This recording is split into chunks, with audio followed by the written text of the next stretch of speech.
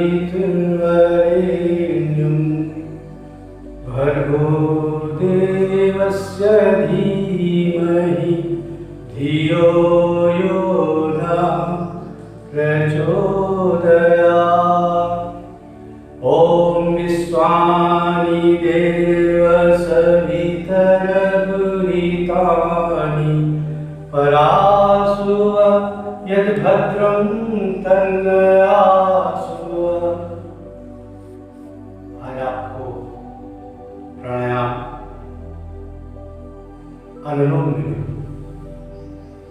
विलोम प्राणायाम से आपका बहुत से रोग, migraine, brain haemorrhage, paralysis attack इत्यादि से आपको निजात मिल जाती है। यदि आप अनुलोम विलोम प्राणायाम करेंगे तो इससे आपकी बौद्धिक क्षमता भी बढ़ती है, आपको रिसाइटिंग पावर आपकी बढ़ती है। अधिक से अधिक कम समय में आप जो चीज़ें याद करते हैं उसे आसानी से बहुत ढंग से आप डिसाइड कर सकते हैं, याद कर सकते हैं। बौद्धिक बुद्धि बढ़ती है और अनेक रोगों से छुटकारा मिलता है।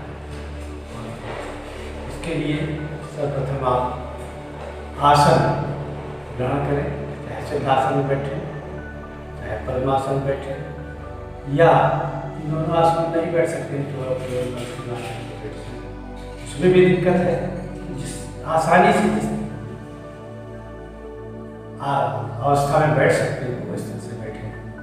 नहीं घुटना बोलता है तो कुर्सी पर बैठ करके कर सकते हैं आप।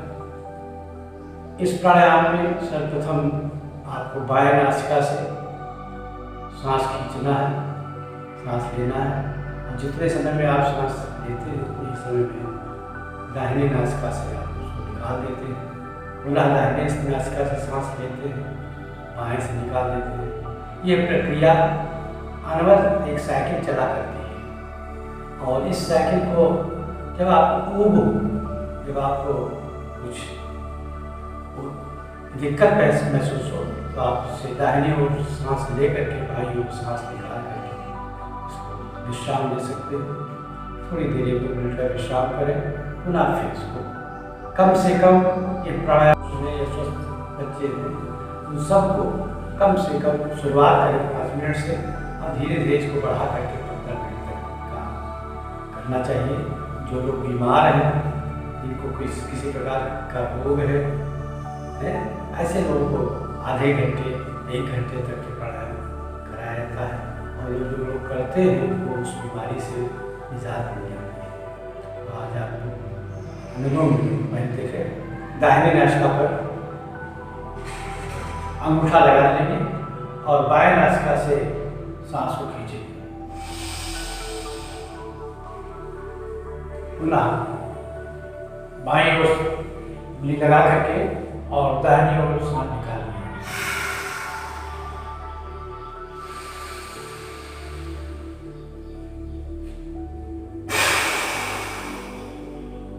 क्रम यही है, बाएं से सांस लेना, दाहिने निकालना, दाहिने से लेना, बाएं निकालना, फिर बाएं से लेना, दाहिने से निकालना, फिर दाहिने से लेना, बाएं निकालना। मैं जब कर रहा हूँ देखें इसे आप।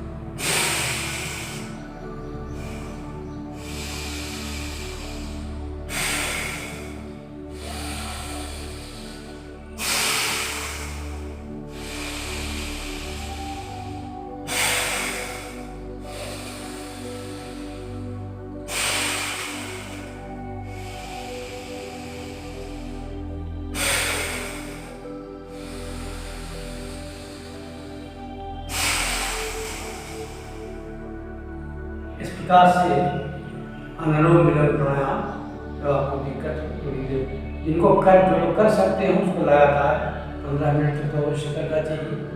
इसमें आपको अगर दिक्कत नहीं होती है तो सबसे ज़्यादा फायदा आपको होता है। जिन रोग को निजात करने के लिए, दूर करने के लिए आप इस प्राणायाम को करते हैं, इसके साथ ही आपका पेट डाइजेशन भी आपका सुंदर हो जाता है।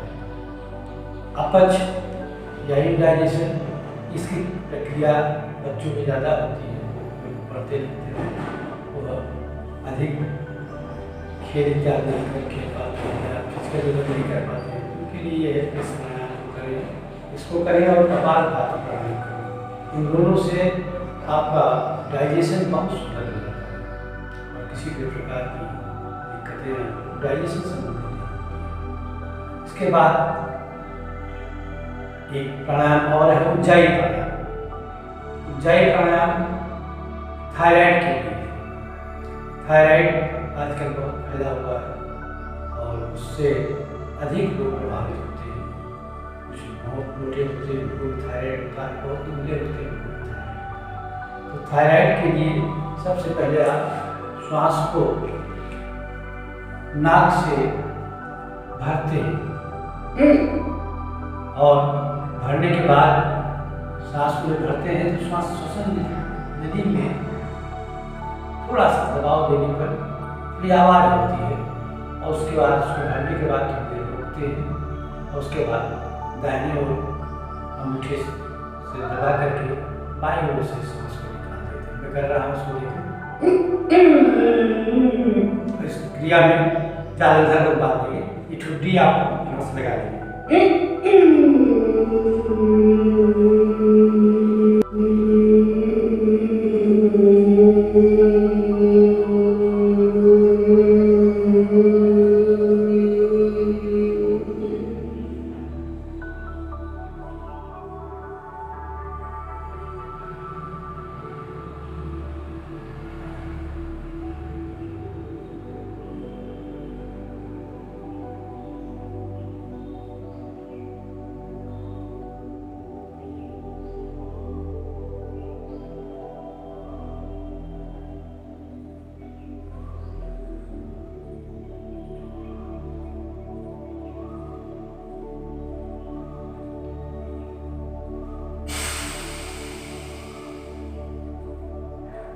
पुनः फिर करें।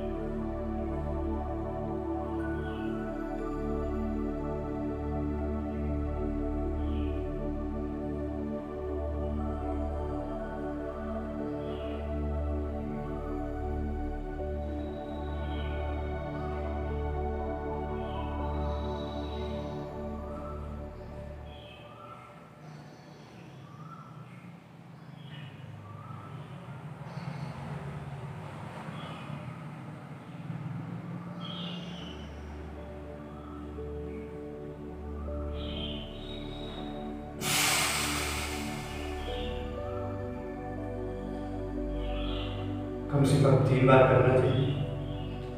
3 है, 5, 6, 7 है, जितनी बार आप कर सकते हैं 3 बार कम से कम भरा करें।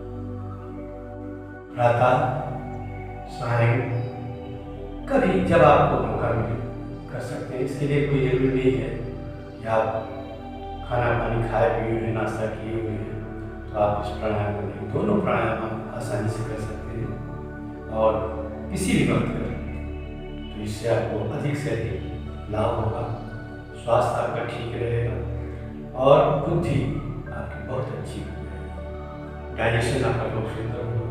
इस प्रकार से आप इन दोनों प्राणायाम अधिक से अधिक इंटरवल तक करें, जितना समय दे सकें उसको करने के लिए। ऊंचाई प्राणायाम 3 बार, 5 बार, 7 बार, 9, 11 ऐसे कितनी बार आप कर सकते हैं। अगर किसी को रोग है, थायराइड है, तो उसको अधिक बार करना चाहिए। थायराइड के लिए ऊंचाई प्राणायाम भी है और एक सिंह नाद है, जिसमें आप जबान को बाहर निकाल करके और आवाज जो कौवा होता है उसको आप तेज चिल्लाते हैं, नाद करते हैं, तो हिलता है।